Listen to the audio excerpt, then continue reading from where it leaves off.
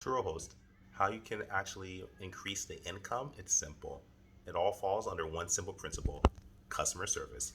If you understand customer service, saying hi and bye, being courteous, being nice and kind at all times, answering questions, being easy to contact, and for them to contact you, and speaking to your Turo guests, that's how you do it. Because remember, if you do a good job, typically speaking, most Turo guests will actually give you a 5-star review.